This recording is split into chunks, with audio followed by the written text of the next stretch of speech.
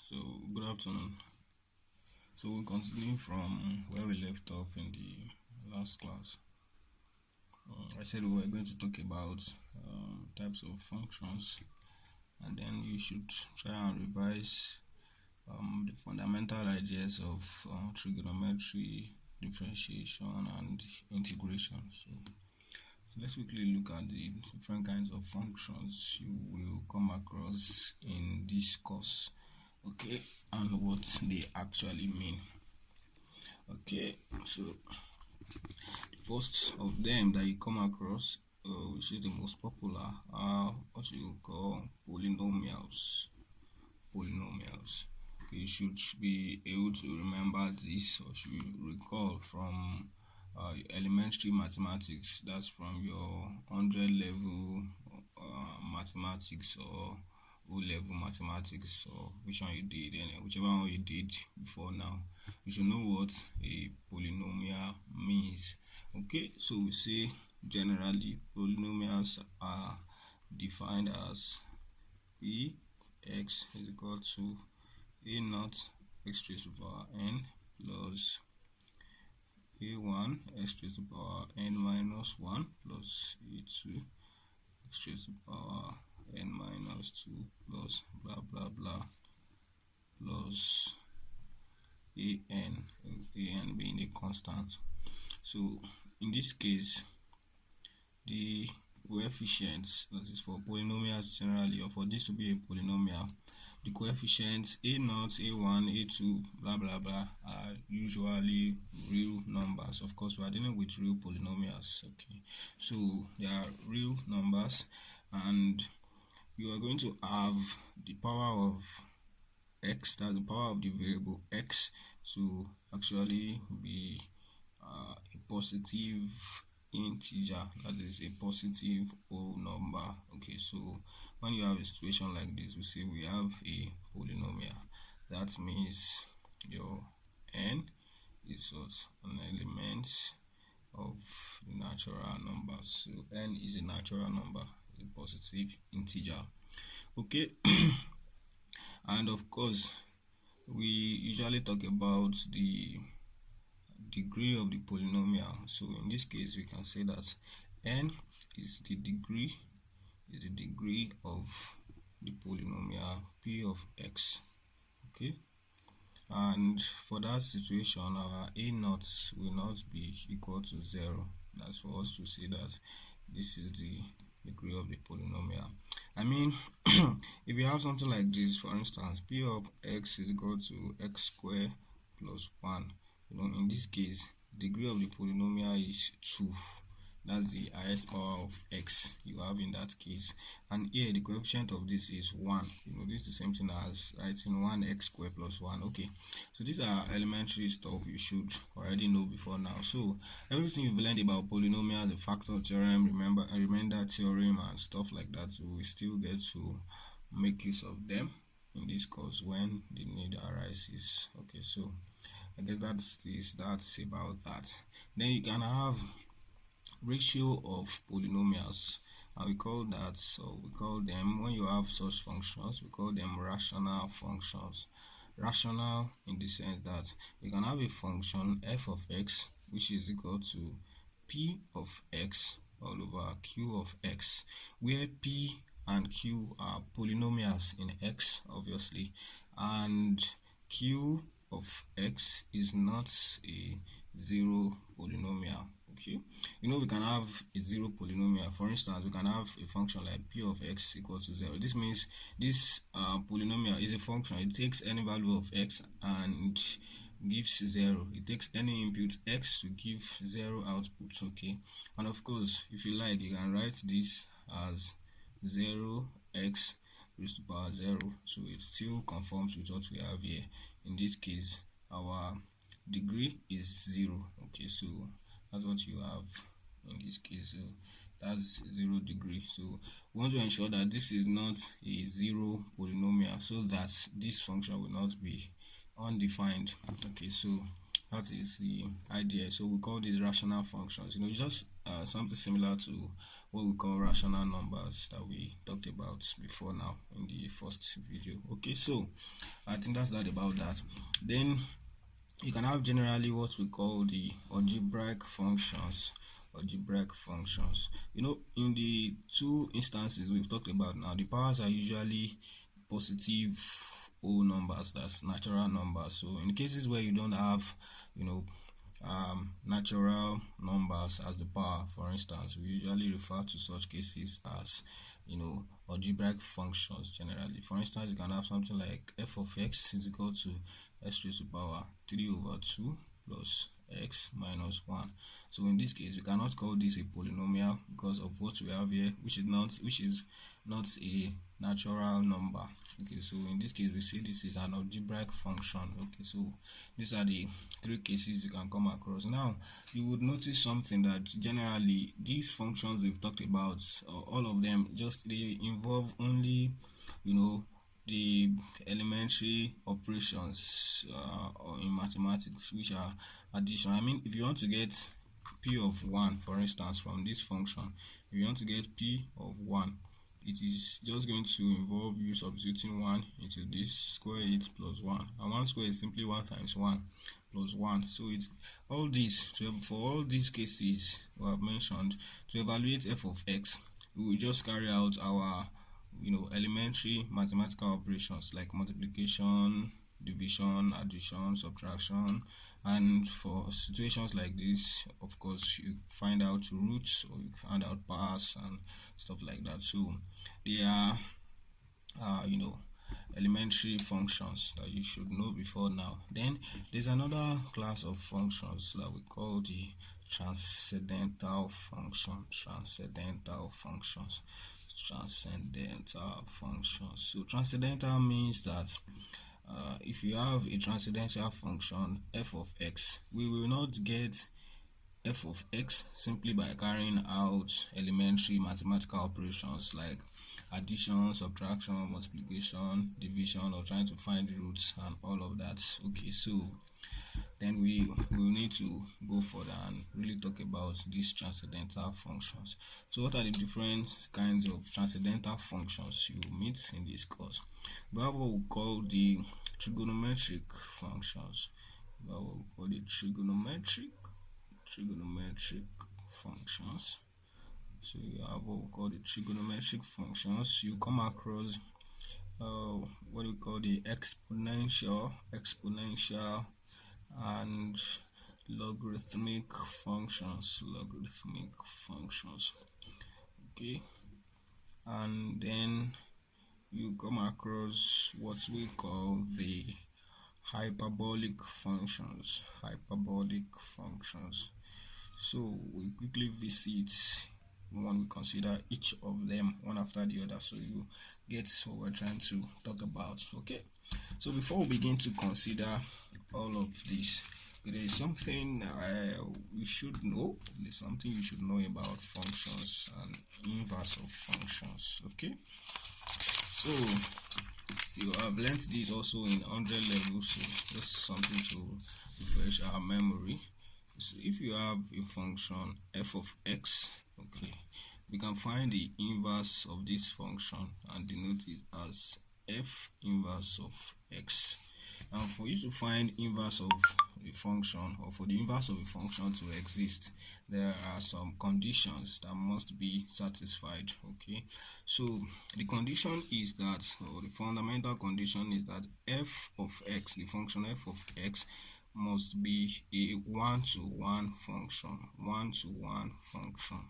So what do we mean by that? If we say f of x is 1-to-1, you can recall that at the beginning of this course we said the functions, or a function, usually assigns a unique value, okay, to every x input. That is, it has a unique output for every input. Unique output does not mean, now look at what unique output does not mean. For instance, if I have f of x equal to x squared, it is obvious that f of 1 is equal to 1 squared, and it is 1. Again, f of x, f of say -1, f of -1 is equal to -1 squared, and it is 1.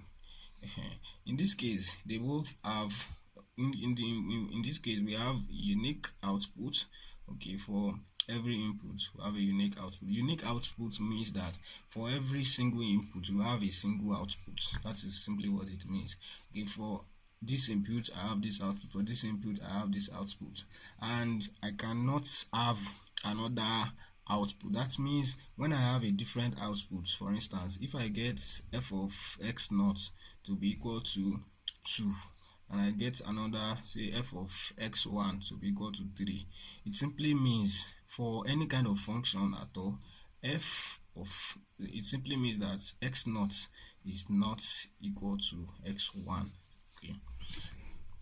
Okay, so that is what it means. Now this does not mean that when I have f of x naught to be equal to f of x1, it does not imply that x naught is equal to x1. I mean, for a function generally we can have different inputs giving us the same output. Okay, so but we cannot have the same input giving different outputs. So that is what we mean by f of x is a function that assigns a unique value to every input. I hope you get this now. So it means that we can have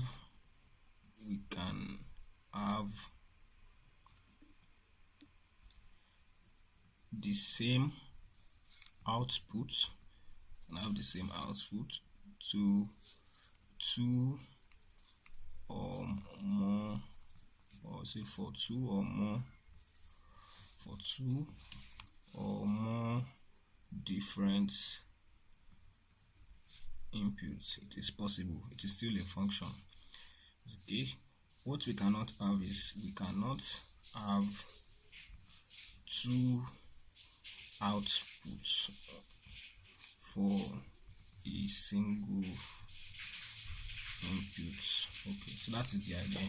So that's what we mean by the function f of x assigns a unique value to every input. Okay, it means that when you have one input, you cannot have two possible outputs for it. Okay, and it does not mean that when you have two different inputs giving you the same results, it's not a function any longer. It is still a function. Okay, so that is what functions are. Now we're now saying that for us to have inverse of a function, the function has to be 1-to-1. Okay, 1-to-1 means that for 1-to-1 function, this holds generally for all functions generally. Okay, for you to determine if an expression is a function or qualifies to be called a function, this is enough. Alright, but when we now classify the functions into 1-to-1, when we say a function is 1-to-1, it means that it only has one input, okay, that can give a particular output. Okay, that means this first condition, okay, or this first statement may be false or will be false for a 1-to-1 function. It means that we cannot have f of x1 to be equal to f of x2. Okay, that means f of x1 can never be equal to f of x2 if x1 and x2 are not the same. So when you have a situation like this, we say that the function is 1-to-1. That means for a 1-to-1 function, we have a single input, a single output, a single output, a single input. Only one input can give us a particular output, and a particular output can only be given by one particular input. So that's what I mean by a 1-to-1 function. Okay, so what do we mean by all of this? For instance, look at this function f of x equal to x squared. Obviously this is not 1-to-1 function. Why is it not so? Because when we put in 1 it will give you an output of 1. When you put in -1, it will give you an output of 1. Okay, which means in this case you can have two different inputs giving you the same output, which means this function is not one-to-one. It's not one-to-one function. This is not one-to-one function. If you have something like this, if you have something like f of x is equal to x, of course this is one-to-one, because this tells you that for every input you have the same output. So if you put in 1, f of 1 is 1. If you put in -1, f of -1 is -1. So this is a one-to-one function. What does that mean? So imagine it from the perspective of mapping. For instance, if you have something like this, you have, say, let's say you have 1, 2, 3, 4, 5, and you have, say, A, B, C, D, E, and you have a function, okay, that links the element here with the element here, and it goes this way, so that 1 corresponds to A, 2 corresponds to B, 3 corresponds to C, 4 corresponds to D, 5 corresponds to E. It means that we can define an inverse that will take these results and give us the inputs. That means we want to define a function such that for a particular output we have, we can trace out the input that resulted into it using that inverse function, using the inverse function. So that's the idea with inverse function. And this is only possible when there is a unique output for every input. There's a unique output for every input. Imagine that you have something like this. If you have something like this now, something like A, something like 1, 2, 3, 4, A, B, C, D. And then you have this particular input can give you this, okay. This input can also give you A. This is still a function.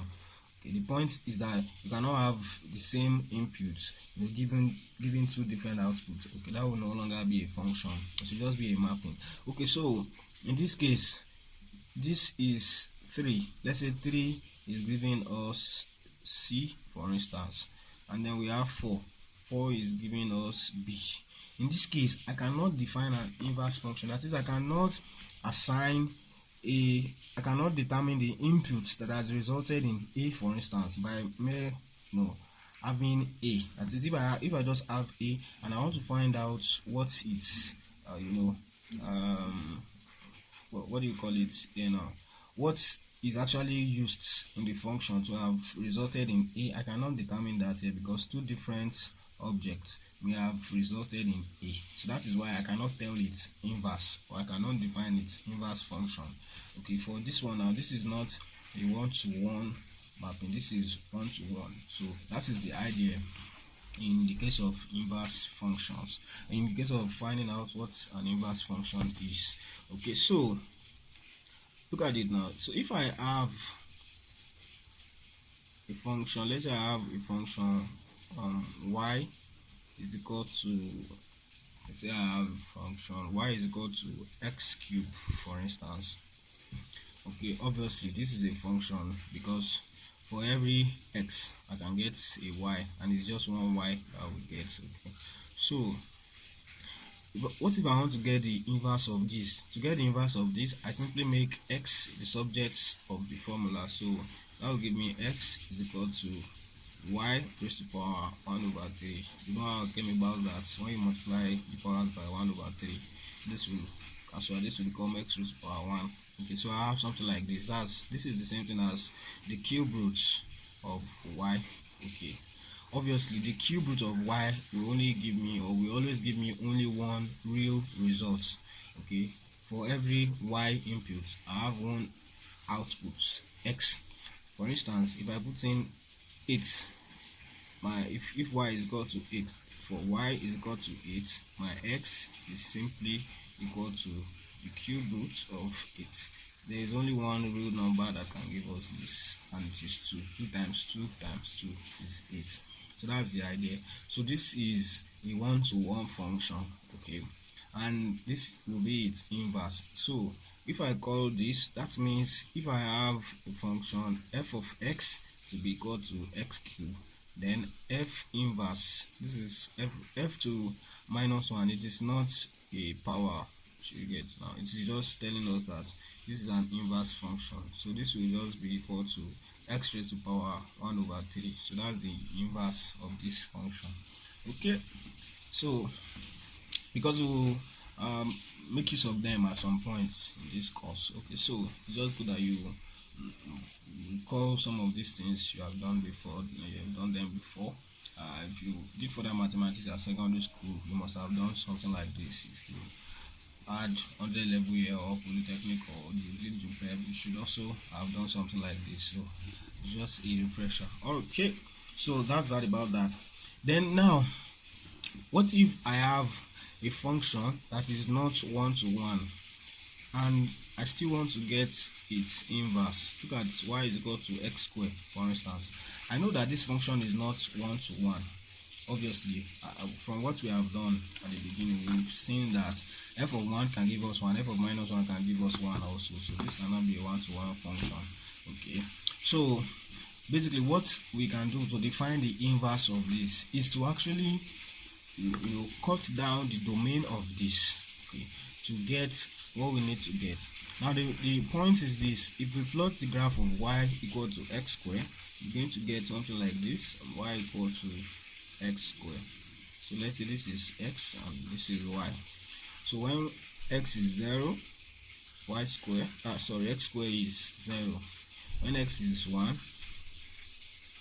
this is also 1. So it goes up like that. So you're going to have something like that. When this is minus 1, this will also be plus 1. So you're going to have something like this. So this function is plotted. You're going to have something like this, and it continues like that. So this is the graph of this function. Okay, this is the graph of the function. So obviously you can see that in this case now, if I am to invert this, if I am to get the inverse of this, for instance, I want to get a function that goes this way, so that this is my y-axis and this is now my x-axis.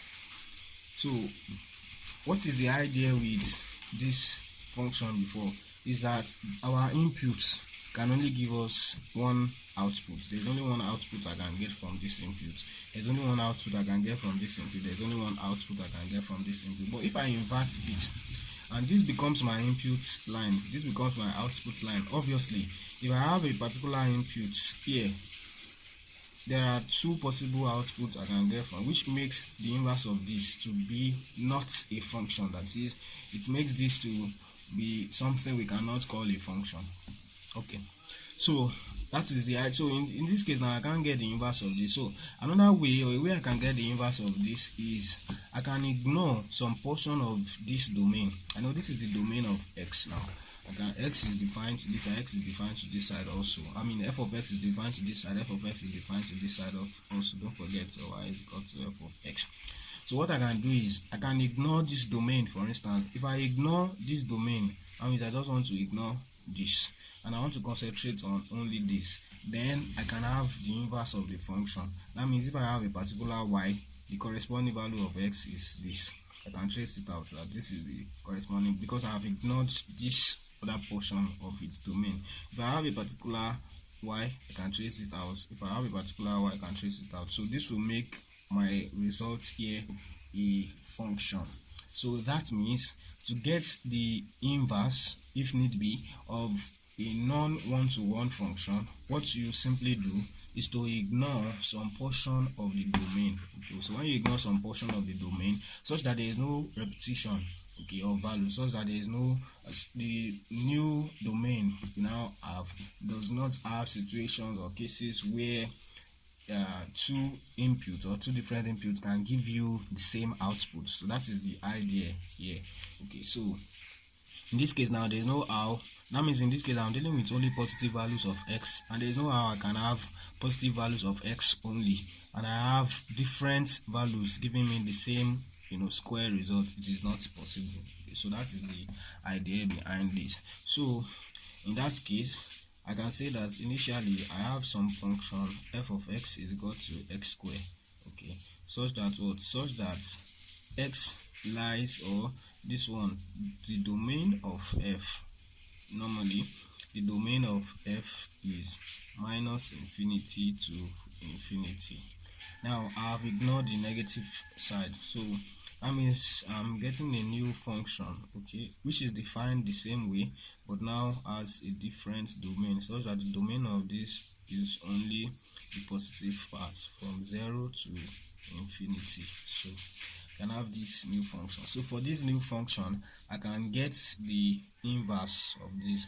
So for me to get the inverse, I say that what, let y equal to x squared, and from this x will be equal to square root of y. This should be plus or minus, but from the restriction we have given ourselves, this can only be positive values. Okay, so that is that about that. So from here I can now say that therefore my f inverse of x is equal to square root of x.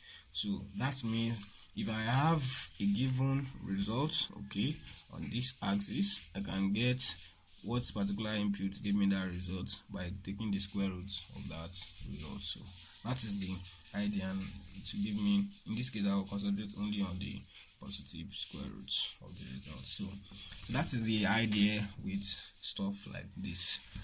We will get to make use of them at some point in this course. So it's just good that you know all of this. So I'm also going to give you some problems to solve in this direction. Okay, so that is that about that. So trigonometric functions, we should have known trigonometric functions before now. Okay, you have known how this has been defined using a right angle triangle, where we say that for trigonometric function, where we use SOHCAHTOA and say if we have theta, this is the side opposite theta, okay, and this is the side adjacent theta, and this is the hypotenuse, the longest side, and we say that when you have sine theta is simply opposite, that's from your SOHCAHTOA, sine theta is opposite over hypotenuse, that's the side opposite this, a over the hypotenuse, which is c, and cos theta is equal to adjacent over hypotenuse, that's the side adjacent this over hypotenuse, and tan theta is this defined as sine theta over cos theta, okay, and it is opposite over adjacent, so this is simply a over b. When you do the division, you get that result. Okay, so these trigonometric ratios or trigonometric functions, they are also called circular functions. Trigonometric functions are also called circular functions. So circular functions, because of this fact, because if you carry out sine theta, okay, sine squared theta, that's sine theta all squared plus cos squared theta. For instance, if you do that, you are going to have this to be a over c squared plus b over c squared, and this is going to be a squared plus b squared all over c squared. Again, you know from Pythagoras theorem that a squared plus b squared is equal to c squared, as the square of the longest side in a right angle triangle is equal to the sum of the squares of the other two sides. So a squared plus b squared is equal to c squared. So if I substitute that here, obviously I'm going to have sine square theta plus cos square theta is equal to c square over c square, which is 1. So this is one of the fundamental results we usually make use of in mathematics. Sine square theta plus cos square theta is equal to 1. So why do we call it circular function? If we use sine theta and cos theta as parameters, if you can recall in MTH 104, we talked about parametric equations of circles, straight lines and all of that. If you can recall, if you can't, you can still revise them. If we set x equal to sine theta and y is equal to cos theta, okay, from what we just saw now, x square plus y square is equal to 1. Obviously, this is equation of a circle with center at the origin and radius of 1 unit. Okay, so that's what we call it, a circular function. Okay, so you can read up some more details about this. So you can call them circular functions, trigonometric functions, and that's how to deal with them. So this is a fundamental result in trigonometry. It can result to other things, and again we talk about some other trigonometric ratios, like we talk about 1 over cos theta, which is usually also written as sec theta, secant. We'll talk about 1 over sine theta, which is written also as cosec theta, or you have it as CSC theta. We'll talk about 1 over tan theta. 1 over tan theta is also written as what is this? Cotangent cot theta. Okay, so you can come across any of these. This is what they mean. Okay, and then you can have different results from this relationship. For instance, is using sine square theta plus cos square theta equal to 1. Okay, when you divide all through by sine theta, you're going to have 1 plus cos theta over sine theta all squared is equal to 1 over sine square theta. So this is going to give us 1 plus, this is one of the fundamental results, as I told you, so you should know this because it's going to come in handy in a lot of situations. So when you have cos theta over sine theta, don't forget that tan theta is sine theta over cos theta. So when you have cos theta over sine theta, that's inverse of tan theta, which is cot theta. So this is 1 plus cot square theta is equal to, this is inverse of sine theta, then all squared. Okay, inverse of sine theta is cosec theta. So this, what you have here is cosec square theta. So this is one of the results you can also use. Basically, you can play around with this. If you divide through by cos square theta, for instance, you're going to have sine square theta over cos square theta plus cos square theta over cos square theta, which is 1, is equal to 1 over cos square theta, which gives us sine theta over cos theta is tan theta. So when you square it, that's tan square theta plus 1 is equal to 1 over cos square theta. 1 over cos theta is sec theta, so square of that, that's sec square theta. So you can use this these results also to make simplifications when the need arises. All right, so stuff like that. So you can play around with that. Basically, you can also have some of angles. For instance, we talk about the fact that we have angles A and B. Sine A plus B is equal to sine A cos A plus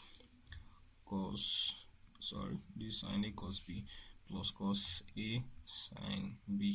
If you have cos A plus B is equal to this is cos A cos B minus sine A sine B. So from this also you can get a lot of things to play around with. So that's that about that. So you can then have also what we call the inverse trigonometric functions. Okay, like we know that f of x equal to sine x is a particular function. F of x equal to cos x is some function. F of x equal to tan x is also some function.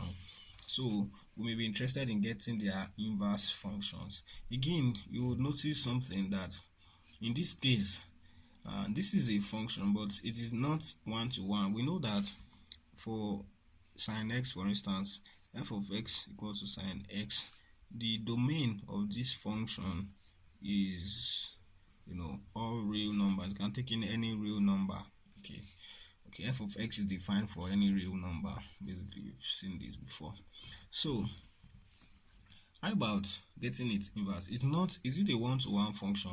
It is not a one-to-one function, because you can have two different x giving you the same result. Okay, so this is not a one-to-one function.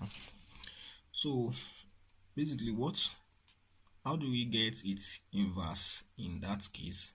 Okay, just like what we did for y equal to x squared here, we will have to cut the we have to cut the domain so that we can see, but we don't just cut the domain. You can see the idea we had here. The idea was so that we always have a unique output for a unique input y, if we are to take y as some input. So if we have something like that, now look at this situation. If you plot the graph of y equal to sine x, you're going to get something like this. Y is equal to sine x. Sine 0 is 0. Okay, sine 90, that's when you have pi over 2. Sine 90 is 1. Okay, that's when you have pi over 2. So at this point, you have pi over 2. Okay, sine 180 is 0. This is pi.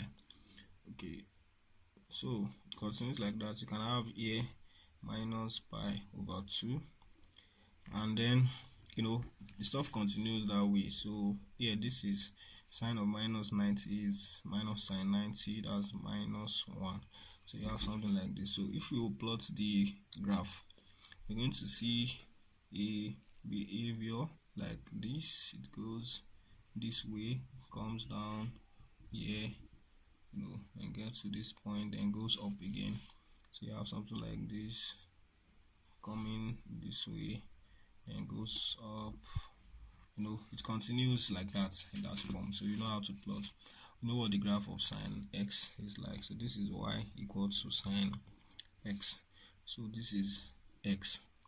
So obviously you can see that for y equal to 0, for instance, sine 0 is 0. Sine 180, that's sine pi radian, is 0 also. So basically, the idea of ignoring some portion of this domain is so that we can have in our new domain now, we can have only one value of y. Only one particular x that can give us a particular y. In this case, two different values of x, like minus 180, 0, 180, can give us y to be equal to 0. So obviously you can see that. So we can just deal with this interval. For instance, if we deal with just this interval between this point and this point, obviously for any x that lies between this and this, we can only have a single value of y, and this is between minus 90 degrees and plus 90 degrees. Okay, why we cannot choose this now? If we choose this interval, for this particular case now, if you have a particular x here, this is its y value. If you trace out the y value to this portion, it means that there's a particular x here that can give you this y value also. There's another x here that can give you this y value also, and we don't want that, so that we can get the inverse. So because of that, we will only deal with this interval between this point and this point. That means we will work with the interval minus pi over 2 to pi over 2 to define our sine inverse of x, so that when you plot the graph of sine inverse of x, okay, that means in this case now I'm ignoring these portions, so I'll just try to cross out. Of course, this will mean you are drawing a new graph, okay, because I just try to cross out this to ignore them. Okay, so I have something like this now. So if I plot the graph of y is equal to sine inverse of x, this is what I'm going to get. Okay, and in that case, this will be my y-axis and this will be my x-axis. So in that case, for every single value of y, I can only get a single value of x. So that is the idea. So we say that if we have y is equal to sine inverse of x, okay, for y is equal to sine inverse of x, the domain of this function, the domain of y, is simply minus pi over 2 to pi over 2. So that's the idea. So that's the way you can determine the domain of inverse function, because it is not a one-to-one function. If it were a one-to-one function, the domain of the function will just be the domain of the inverse function will just be equal to the range of the function itself. But in this case, and this is not a one-to-one function, so we have to restrict our results to this. So that is what you get actually. If you have tried it before, if you try using your calculator to get sine inverse of any value between, of course, sine normally should lie between -1 and 1. So if you try punch your calculator and get sine inverse of 0.5, for instance, it will only give you a result between 0 and pi over 2. Okay, it can never give you a result outside this range, even though there are numbers or values of x outside this range or outside this interval that can actually give you 0.5. It is because the calculator has been so programmed to work in this interval. Then it depends on the specifics of the problem you are solving. Okay, you will depend on the specifics of the problem to tell exactly what the x would be. That's if the problem suggests that it is actually outside this range, then you can find out what it is from the characteristics of this curve. So that is the idea. So that is that about that. So you can do something similar for cos x and x also. So basically, although these functions are not one-to-one functions, they are inverses can be defined by simply ignoring some portions of their domain of definition. So that is the idea with the trigonometric functions. So it's quite straightforward. Okay, I hope you get that. So you can try your hands on the others. So those are the functions you come across in this course. So you can have y is equal to cos inverse of x and tan inverse of x and all of that. So again, obviously, normally or generally, when you have f inverse, this function of a function, f inverse of f of x is the same thing as x, just as f of f inverse of x is also equal to x. What am I saying? For instance, if you have sine inverse of x, this is the same thing as x. If you have sine inverse of sine x, okay, it is the same thing as x. So this holds generally for any function and its inverse. Okay, so that is that about that for now. All right, then as we will get to learn later in this course, okay, these functions can actually be written in what you call the Taylor series or Maclaurin series form. You get later let's understand how to come across stuff like that. Okay, so we will just look at them here. So we'll just state them so that when you come across them, you will know how to deal with them or what they actually mean, because there are some cases in this course where we will have to make use of that result. Okay, we say that when you have sine x, this is in series form. Okay, you'll get to learn about all of this later, but you should have some idea about series for now. So we say sine x can be given as by x minus x cubed over 3 factorial. I could have written this as 1 factorial plus x raised to power 5 over 5 factorial minus x raised to power 7 over 7 factorial plus blah blah blah. Okay, I'll say generally this is minus 1 to n minus 1 to x raised to power 2n minus 1 all over 2n minus 1 factorial.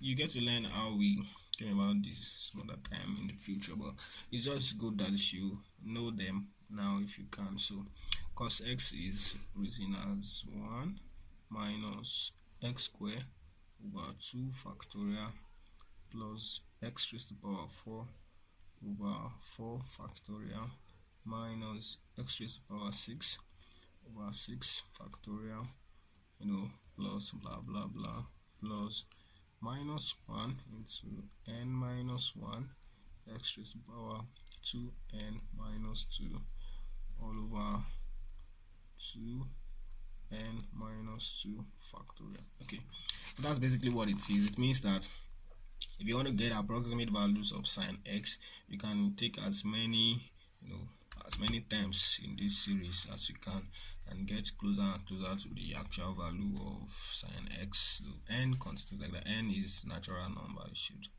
know that by now. Okay. N also refers to natural numbers that way. So in this case, why do we have to write this out, or how can we actually memorize this? Okay, so that will lead us to discussing something, or a particular idea we call even and odd function. So don't forget what we are doing. We are still dealing with these three different kinds of functions. We still get to each one of them. Okay, so even and odd functions, you can have what we call even functions and odd functions. So when we talk about even functions, the functions defined such that f of x is equal to f of minus x. So when you have this condition to hold for all x in the domain of the function f of x, then the function is said to be even. So it is odd when f of minus x is equal to minus of f of x. We say it is an odd function. Now, get something. It can happen that a given function is neither even nor odd. Okay, there's no problem. So it may happen that none of these conditions hold for a particular function. Okay, so if you come across something like that, it does not mean that it is not a function. It simply means it is neither an even function or an odd function. So that is what it is. Let me see if I can get an example. I'm going to think of an example.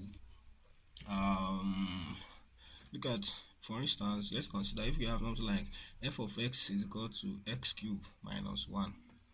This means that f of minus x is equal to minus x, okay, raised to power 3 minus 1. This will be equal to this is the same thing as writing minus 1 times 3, or minus 1 times x all raised to power 3 minus 1. So this is the same thing as minus 1 raised to power 3 x raised to power 3 minus 1. I hope you get. I'm just trying to break it down. So this is minus 1 raised to power 3 is still minus 1. So this is minus x cubed minus 1. Okay, obviously, if you had done something like minus f of x here, that will give you minus of x cubed minus 1, and this will give you minus x cubed plus 1. Okay, so obviously minus f of x is not equal to this. You can see it now. This is not the same as this. So obviously it is obviously, I mean, as you can see, minus f of x is not equal to f of minus x, which means what? Which means f of x is not odd. Again, f of x, okay, f of x is x cubed minus 1, okay, is not equal to f of minus x, which means f of x is not even. So it can happen that you have functions like this. Okay, but basically when this condition holds, we say the function is even. When this condition holds, we say the function is odd. So that is the idea. Okay, so you can recall from your knowledge of trigonometry, okay, before now, elementary mathematics, that sine of minus x is equal to minus sine x. You should know this. Okay, and cos of minus x is equal to cos x. Okay, you can recall this from your idea of quadrant of angles, where we say that in the fourth quadrant cos is positive, in the first quadrant all of them, that is all the trigonometric ratios, are positive. In the second quadrant only sine is positive. In the third quadrant only tan is positive. So this means all of them, this means sine. And the first quadrant, if we take the first quadrant angle to be theta, that's an angle that its value lies between 0 and 90 degrees, or say 0 and pi over 2. Then its second quadrant equivalent is 180 degrees minus theta. I'm dealing with degrees now.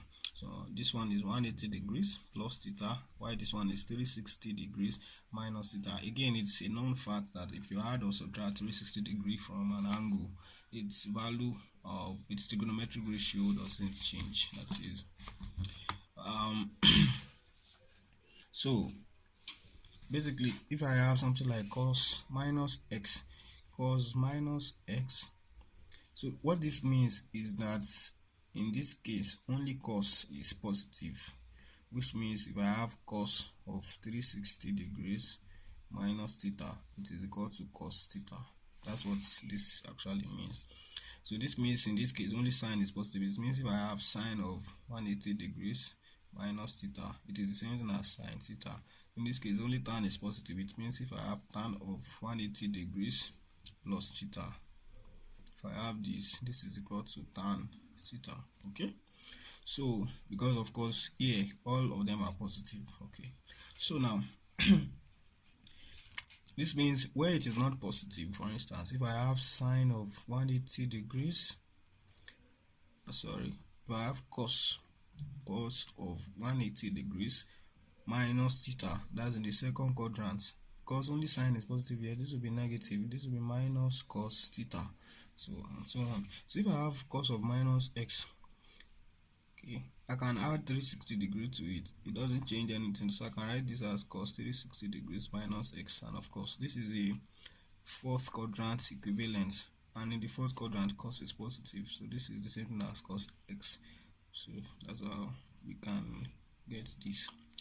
Then for this sine of minus x, I can write it as sine of 360 degrees minus x. That's fourth quadrant equivalent, and in the fourth quadrant cos is sine is negative, so this is the same thing as minus sine x. So obviously, what can you say from here? Okay, that means if I have my particular function f of x defined as sine x, then f of minus x is equal to sine of minus x, which is equal to what? Which is equal to minus of sine x, which means what? This means that f of x is equal to sine x is an even function. Okay, you can see that. Should we say even function? From what we have done is odd functions rather.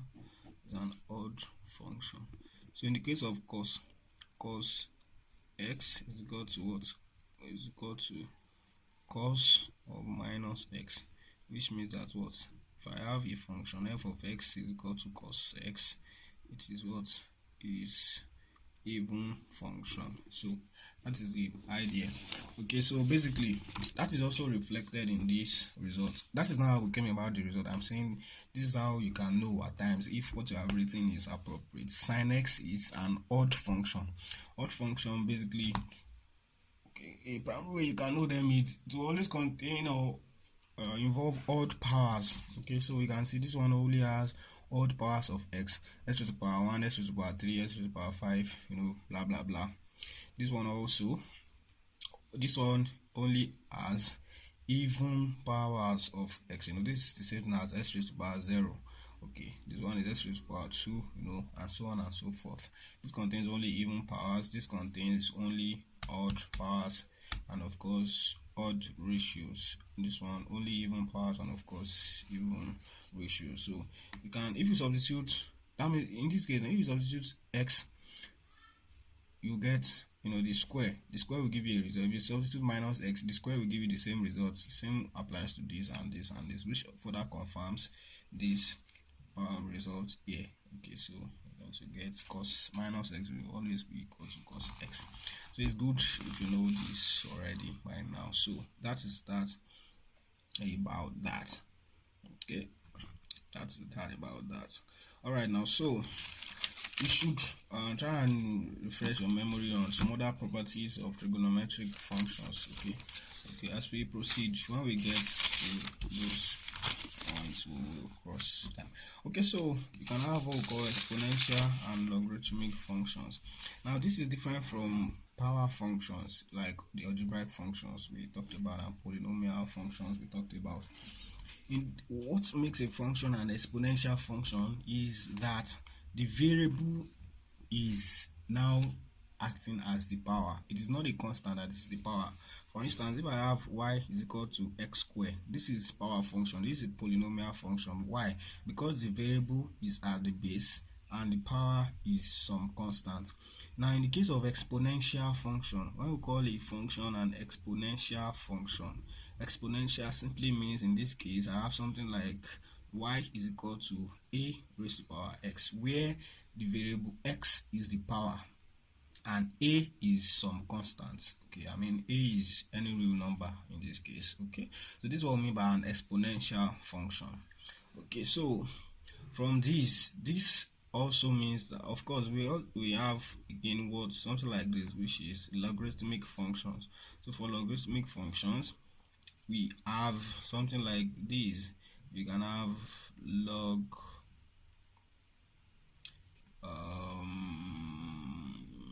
let's say you have log x to base a is equal to y. So this is what we mean by logarithmic functions. Okay, so basically this implies, or you can remember from a definition of logarithm, x to base a means the power to which a is raised to give you x, which implies that x raised to power a is actually equal to, sorry, x raised to power, let's say a raised to power y is equal to our x here. So which means the exponential function and the logarithmic function are inverse functions. What do I mean by that? If I have a function f of x is equal to a raised to power x, okay, and I want to get the inverse of this, you know how to go about getting the inverse. We say let y is equal to a raised to power x. So from this, from what we have here, you know, something similar to this, we can write this also. So we have this to be a raised to power y equal to x. In this case, I have raised to power x is equal to y. Okay, which means that log, what this statement means is that my log y to base a is equal to x. Of course, you can remember from elementary mathematics where this a raised to power x is equal to y. So these are equivalent statements. So log y to base a is equal to x.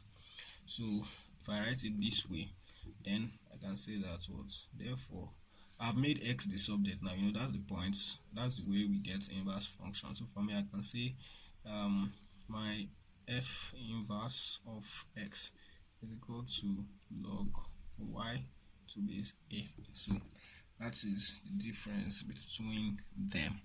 Now again, we know that when we say y is equal to a raised to power x, for instance, you have a raised to power x, and then you get its inverse to be log y to base a. We know from our properties of logarithm that this log can only take in positive values. Sorry, it should be log x to base a, and you get the inverse. Okay, from our properties of logarithm, we know that, for instance, if you do log of -2, okay, it's going to give you error. So not, you don't get the result of that. So this can only take in positive values of x. Okay, whereas the function itself, f of x, can actually take, in the way it is defined, it can take any value of x. Okay, so it means that for us to define this inverse function, just like we have done for previous cases, we have to actually cut down the domain of that function so that we'll be able to define its inverse. Okay, so that is a similar idea we'll make use of here also, or that has been used here. So but basically, you know what an exponential function is and what a logarithmic function is. That is the point, that's the major idea here. Right, so the rules of logarithms you have learned before now, and the rules of exponential, that's indices, that you have learned before now, still apply here. So you can also, you know, try to refresh your memory and understand what they are. Okay, and then we can have a special case of this exponential for a number e in mathematics. You can have a function y is equal to e raised to power x. It's also called an exponential function because it goes in the same manner. This is some number in mathematics. E is 2 point something. Okay, can get it on our calculator. This is e. Okay, so you do for e is equal to 2.711828 blah blah blah. It's some irrational number. Okay, you know what an irrational number is. So that is that. So this is the number e. So you can have e raised to power x, e raised to power whatever, and you know you can actually get a derivative. We have done this before. You know how to differentiate this and all of that. So, okay, so then you can have log to this base. So just like we have log here to this base. That means if you want to get the inverse of this function, and if f of x is equal to this, okay, the inverse of this function, f inverse of x, is going to be our log, you know, x to base e. Just like we have this one to be the inverse of a raised to power x. This one is to the base a. This one is now to the base e. So this is specially written in mathematics as ln. Okay, it means natural logarithm. So this is like let's say a convention, okay, generally accepted. So this is in x. So it has a special definition. Okay, but there's a plot behind this, but I don't think that's our business now. But basically, you should know before now that derivative of this, derivative of ln x, is 1 over x. So that's important. So again, what if so that means if you have 1 over x, for instance, that means integral of 1 over x dx is equal to ln x. Okay, so if we want to get derivative of a raised to power x, we should have done this also before. We can use something like this. You can use if you have y is equal to a raised to power x. Okay, this on the next page. You have something like y equals a raised to power x. Okay, now basically you can write this way. You can write this as y is equal to e raised to power ln a raised to power x. What do we mean by this? Basically, it's like let's say, you know, for instance, now if you have log 4 to base 2, you know what log 4 to base 2 is the power to which 2 is raised to give us 4. It is 2. So if you have something like, let's say we have let's say you have 2 raised to power 3. Okay, you have 2 raised to power 3. We know 2 raised to power 3 is 8. If you write something like this, I'll write this as 2 raised to power log 2 raised to power 3 to base 2. Okay, if you try to simplify this, this is still going to give you, this is going to give you 2 raised to power, you know, from your rules of logarithm, I can move this to be the coefficient of this, 3 log 2 to base 2. And of course, log 2 to base 2 is 1. So this is still going to give us 2 raised to power 3, which is the same thing as what we started with. So if you take this, you know, this is the same thing as writing y. This is the same thing as writing y is equal to e raised to power log a raised to power x to base e. So this we actually cancel this, the same thing as what we have here. So you can write this as e raised to power x log a to base e, or say x ln e. So to differentiate this, we can say that let u equal to x log a. Okay, and then that means that y is equal to e raised to power u. So from this we can get the u, the x, you know, log a, that's ln a to base e. So log a is a constant. Now you know what is changing here is x. X is the variable, a is a constant, so log a is a constant, so x is the only thing that is changing. So derivative of this is simply log a to base e or if you like ln ln A. Okay, so derivative of e raised to power u is, this is going to give us the y du is equal to e raised to power u. So that is the idea. So therefore the y dx by our product rule, the y dx is equal to the y du multiplied by du dx, which is what is the y du? E raised to power u multiplied by du dx, which is ln A. So don't forget, u is actually x ln A. So this is the same thing as e raised to power x ln A multiplied by ln A. Then from where we started, e raised to power x ln A is the same thing as e raised to power ln A raised to power x, then multiplied by ln A. So e raised to power ln A raised to power x, the e we cancel the ln, that's the log to base e. So this is the same thing as a raised to power x ln A. Okay, you should have done this before, you should know this before from elementary mathematics also. So there are situations you come across this, there are a lot of them in the past questions.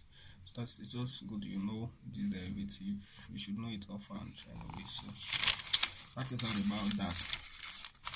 Okay, so all the rules of indices, rules of logarithms, and all of that you learned in the past will apply to this.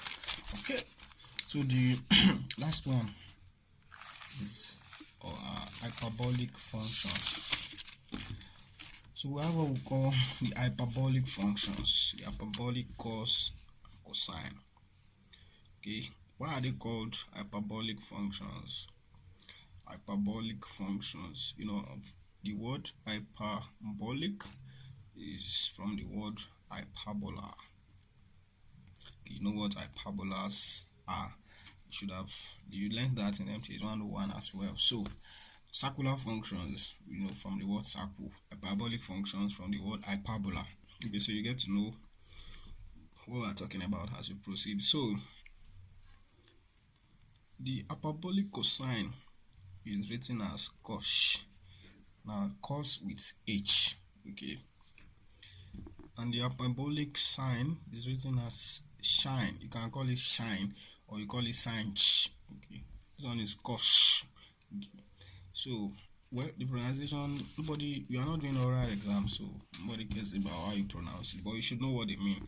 Okay, so this one is defined as, you just follow this first, e raised to power x plus e raised to power minus x all over 2, where this is defined as e raised to power x minus e raised to power minus x all over 2. So that's the definition of this.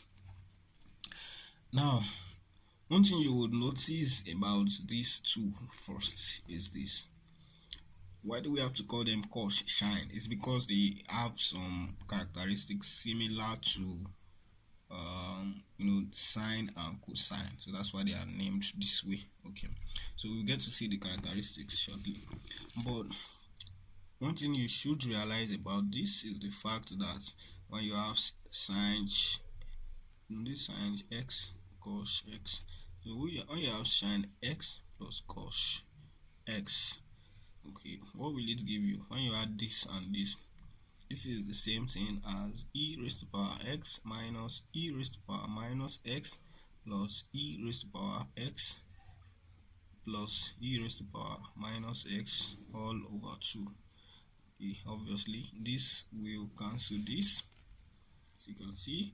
Then this is equal to 2 e raised to power x all over 2, which is e raised to power x. So one of the things you should know about them is the fact that sine x plus cos x is equal to e raised to power x. Again, when you go further and find out sine x squared, that's sine square x, this is written as sine square x. Okay, what will it give us when you square this? Okay, so when you square this, you're going to get You can regard this to avoid complications. Now you can regard this as, say, e raised to power x is a, so you can say this is a minus b over 2, and this a plus b over 2, so that our squaring will be quite straightforward or easier. So when you have a minus b all squared, we know this one squared is 4, so a minus b all squared, that's a square minus 2ab plus b square all over 4.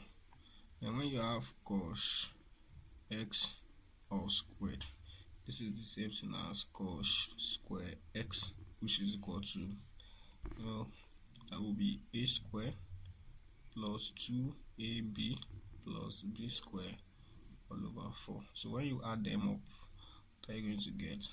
Sine square x plus cos square x. Hope you understand what I'm doing here. This is like saying let e raised to power x equal to a and e raised to power minus x equal to b. So that's how it came about, that this idea here, so that our squaring will be easy. I mean, our result will be less cumbersome or rough to do write out. So cos square x, this is equal to this plus this. So what will it give us? Of course, when you add, this will only give you something like 2a square plus 2b square, because this one will cancel out. Okay, so it doesn't give any significant result. So but if you carry out sine square x minus cos square x, what will it give you? Sine square x minus cos square x. So that is going to give you, this is going to give you, you're going to have a square minus, sorry, it's going to be a square minus 2ab plus b square, and you're going to have minus a square minus 2ab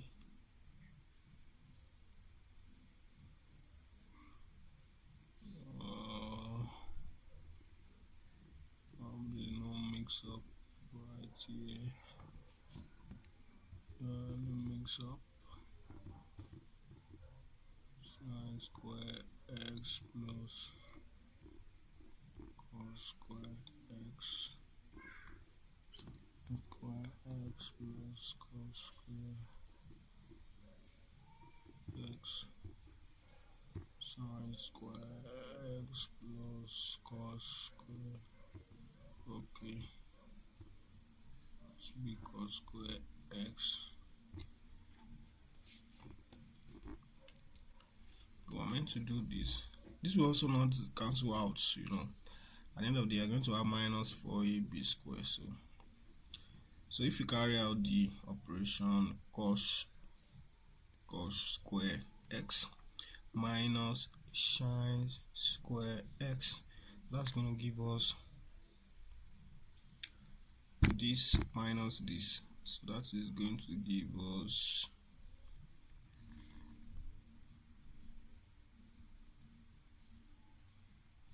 what's the issue now?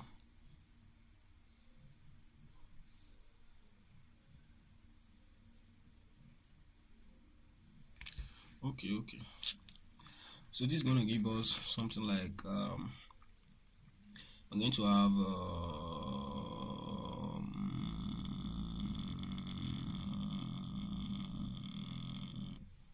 okay, so we're going to have, they're not going to cancel out too, so there's no problem. I don't think there's no error. So we're going to have this to be cos square, that's going to be a square plus 2ab plus b square all over 4, then minus a square minus 2ab plus b square all over 4.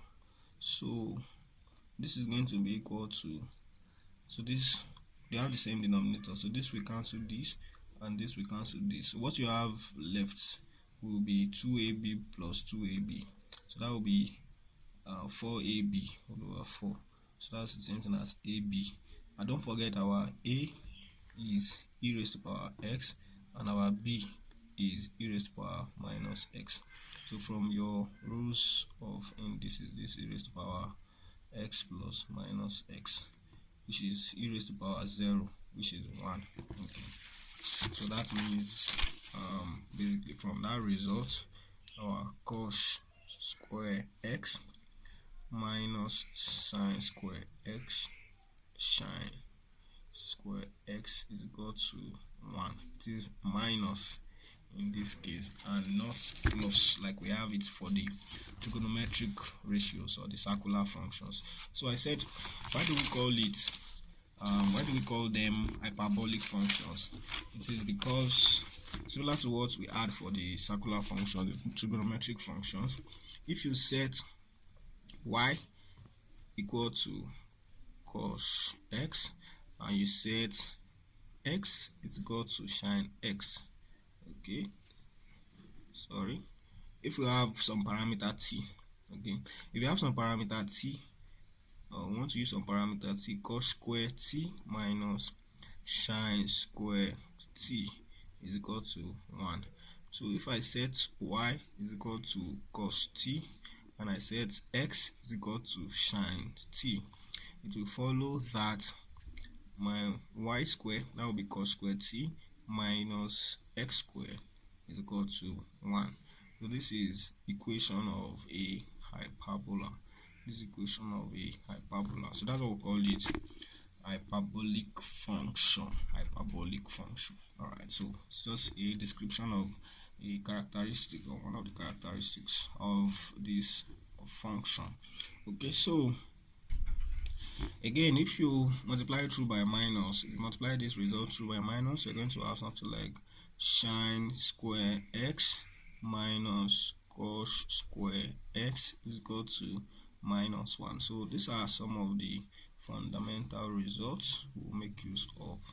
Okay, when you want to simplify hyperbolic functions, okay, cos square x minus sine square x is equal to 1. So is one of them. So again, because of the similarity to the circular functions, the trigonometric ratios, we also define something similar or something analogous to what we have for the trigonometric ratios. So we can have what we call tan, or you say tanch near you feel. So we can have what we call the tan h. So tan h, just like we had it for tan h, is given by sine tan x rather. Tan x is given by sine x over cos x.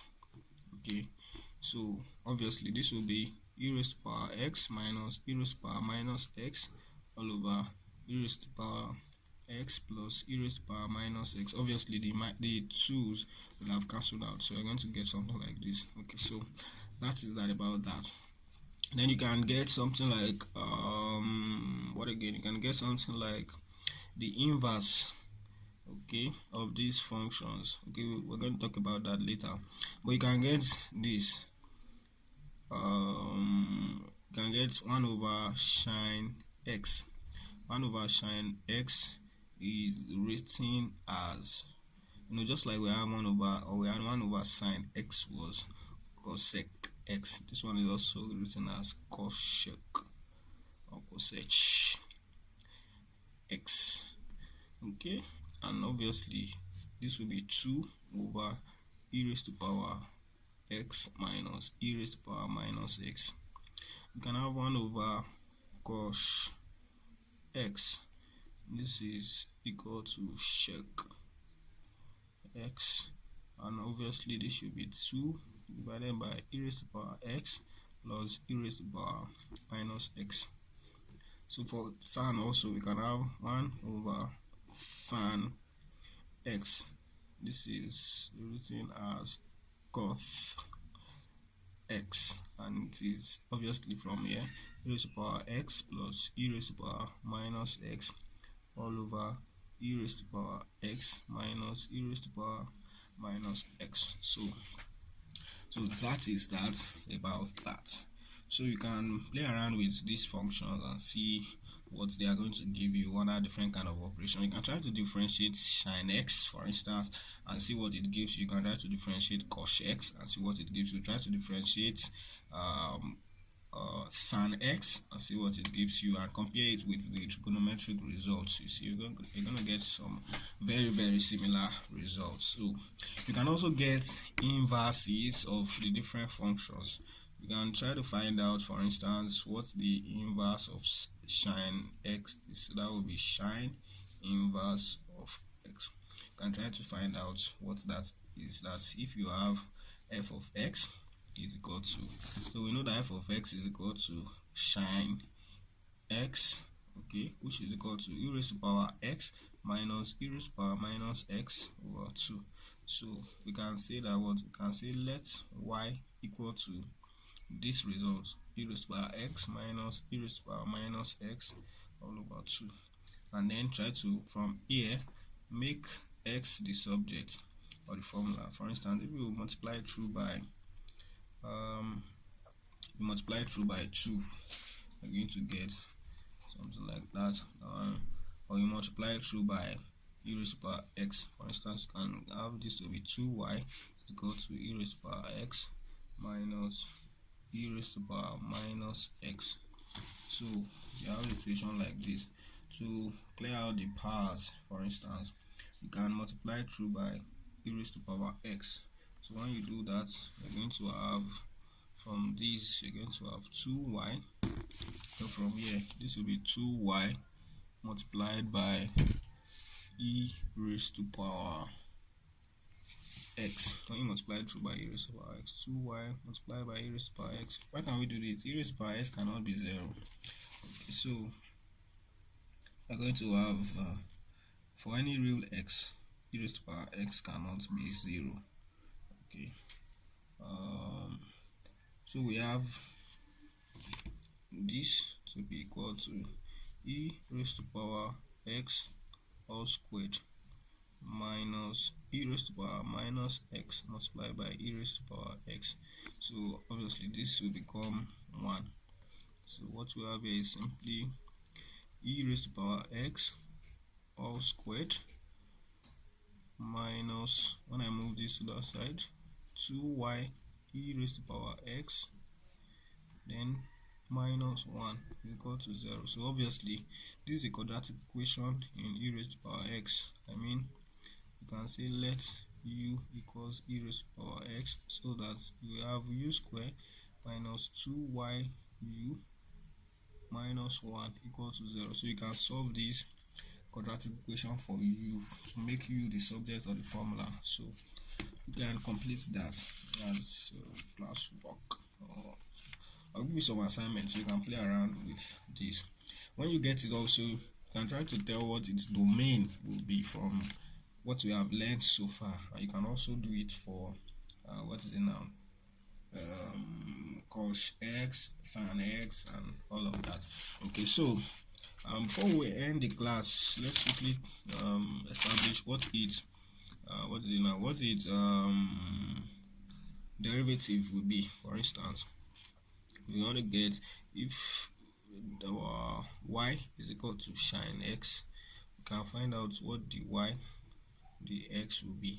That will be d dx of e raised to power x minus e raised to power minus x over 2, and this will be equal to, this will be equal to 1 over 2 d dx of e raised to power x minus e raised to power minus x.